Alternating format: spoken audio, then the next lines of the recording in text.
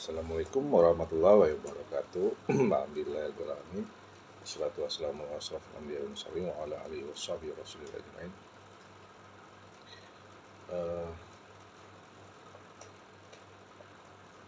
Saya mau menjawab ya beberapa isu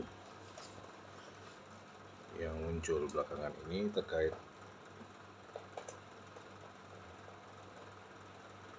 huru-hara politik, huru-hara keagamaan di negeri kita ini.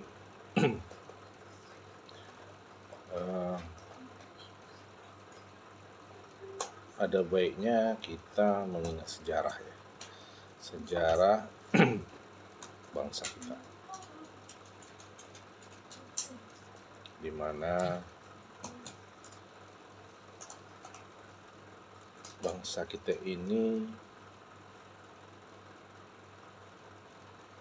awalnya adalah bangsa yang terdiri dari kerajaan-kerajaan yang tersebar dan banyak sekali ya di seluruh penjuru tanah air. Dulu kita sebenarnya tidak bersatu, kita sendiri-sendiri. Orang Minang dengan kerajaan Pagayulinya, orang Aceh dengan kerajaan Acehnya, orang Riau dengan Melayu Riaunya, orang Palembang dengan Sriwijayanya, orang Delhi dengan kerajaan Melayu Delinya, orang Jogja dengan keratonnya, orang Solo dengan keraton Solonya, orang Sunda dengan kerajaan Sundanya, orang Kalimantan dengan kerajaan Kalimantannya, sultannya, orang Bugis dengan raja Bugisnya, orang Ternate dengan raja Ternate. Pada dasarnya kita bukan orang bangsa yang bersatu. Kita terdiri dari banyak sekali kerajaan-kerajaan. Itu yang perlu kita ingat. Ya. Hikmah dari penjajahan Belanda adalah negara-negara atau kerajaan-kerajaan ini sama-sama dijajah oleh Belanda, sehingga menimbulkan rasa penderitaan yang sama. Orang cendi pandai, orang terpelajar pada abad ke-20 awal, Budi Utomo sehingga Bung Karno, itu orang-orang yang berada di Pulau Jawa rata-rata. Orang yang disekolahkan oleh Belanda. Sementara kerajaan-kerajaan yang dari Sabang sampai Merauke itu sudah ada. Sultan-sultannya masih ada. Ada yang bertekuk lutut di bawah kaki Belanda, ada yang masih, ada yang bekerja sama, ada yang tidak bisa bertekuk lutut. Nah, orang-orang terpelajar ini sebagian disekolahkan oleh Belanda. Di sekolahnya Belanda, ITB itu sekolah Belanda. Seperti Bung Hatta disekolahkan ke Belanda. Ada yang disekolahkan ke Jerman, macam-macam. Nah, pelajar-pelajar muda ini disekolahkan bukan untuk memerdekakan bangsa Indonesia. Mereka ini untuk mengabdi kepada bangsa Belanda pada akhirnya. Sementara itu NU Muhammadiyah itu hanya sebagai organisasi keagamaan, tidak memegang senjata sama sekali. Jadi kita harus ingat sejarah ya, bahwa bangsa kita ini awalnya bukan bangsa yang bersatu, bangsa yang terdiri dari banyak kerajaan-kerajaan yang berdiri sendiri, ego masing-masing. Nah, buktinya sultan-sultan masih ada sampai sekarang. Oke, itu satu. Orang-orang yang terpelajar yang ada di Jawa, Jakarta, Jogja, Bandung, itu akses terhadap dunia luar itu ada melalui surat, melalui pos dan lain-lain sebagainya. Sementara negara-negara yang kecil, bangsa-bangsa atau kerajaan kecil seperti di Sumatera, Kalimantan, di Ternate itu terpecah-pecah gitu ya. Akses untuk ke kecil sekali. Masuklah Jepang ke Indonesia. Kita secara financial, secara military lemah sekali sebenarnya. Tidak ada kemampuan sebenarnya dalam hal memerdekakan diri. Apalagi waktu zaman Jepang. Seandainya Jepang itu tidak dibom oleh nuklir oleh Amerika Serikat, mungkin lain ceritanya kita ini.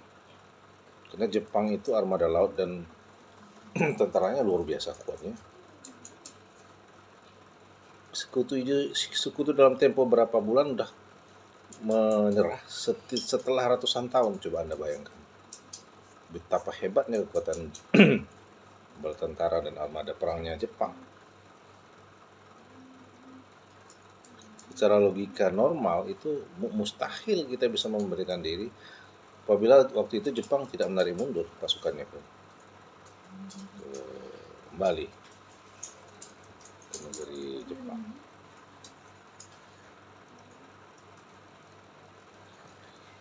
Nah, pada saat negara-negara di bawah kekuasaan Jepang lepas di Jepang, itu sekutu-sekutu yang sebelumnya menjajah itu mau mulai masuk. Nah, disitulah kesempatan kita. Itulah Bung Karno dan teman-teman memproklamasikan dengan kemampuan yang terbatas. Termasuk ulama-ulama Syekh Hasyim Asy'ari, Kiai Haji Madalan, dan ulama-ulama besar memanfaatkan kekalahan Jepang itu dalam tempo berapa bulan dari Agustus itu 6-7-8 Agustus kan Jepang dibom tuh.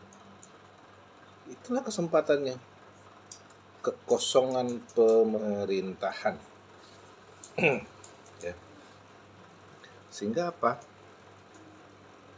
Dimanfaatkan sebagai itu anugerah dari Allah Subhanahu wa taala. Kekalahan Jepang itu adalah anugerah dari Allah. Anda ingat waktu Nazi Jerman itu kalah dari Rusia, apa yang terjadi pada Jerman? Dikuasai Jerman Timur oleh Rusia. Sampai kapan? Sampai tahun 80-an. Quote on quote dijajah. Yang menang perang siapa? Rusia. Begitu juga Jerman Barat dikuasai oleh Amerika. Di mana bala tentara Amerika ditempatkan di situ. Coba Anda bayangkan, kita ini negara-negara jajahan Jepang, seandainya nih Amerika yang memenangkan perang itu, bersepakat dengan bala tentara sekutu bahwa semua negara jajahan di bawah pendudukan Jepang itu dibagi kekuasaannya kepada negara pemenang perang, seperti halnya Jerman. Seperti halnya Jerman dibagi antara Uni Soviet dan dibagi dengan sekutu. Sehingga negara-negara Jerman Timur, Balkan dan lain-lain sebagai besar Balkan, Ukraina, Belarus, Latvia dan sebagainya itu kan adalah negara-negara di bawah Uni Soviet. Nah, kenapa tidak bisa terjadi di Asia Pasifik seperti itu? Itulah anugerah Allah Subhanahu wa taala. Tidak terjadi yang namanya pendudukan oleh pemenang Perang Dunia Kedua di Asia Pasifik. Siapa pemenangnya? Amerika.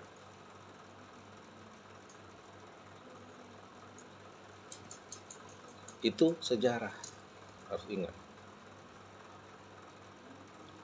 Kita tidak mungkin melupakan sejarah kita. Mundur terus sampai tahun 80-an, 60-an, 60, 80, 70, 80, 90 sampai reformasi, sampai 20 tahun lebih setelah reformasi. What happened? Apa yang terjadi?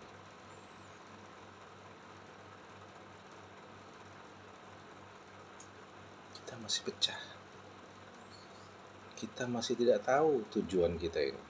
Yang Islam dengan Islamnya, yang nasionalis dengan nasionalisnya.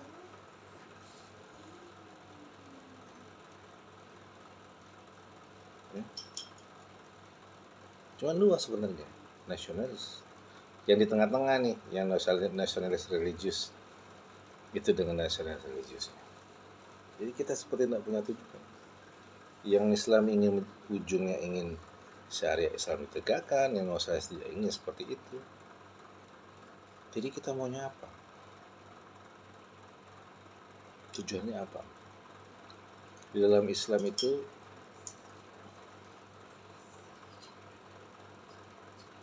yang terbaik itu pada dasarnya menciptakan baldatun thayyibatun wa rabbun ghafur, kan sebenarnya. Negeri yang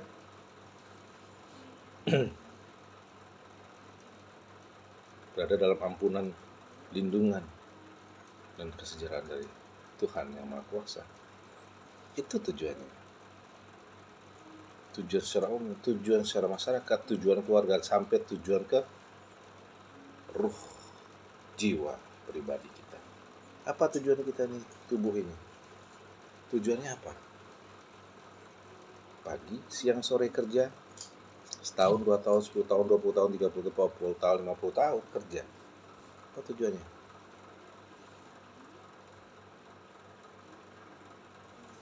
Tujuannya menggapai ridho Sang Pencipta.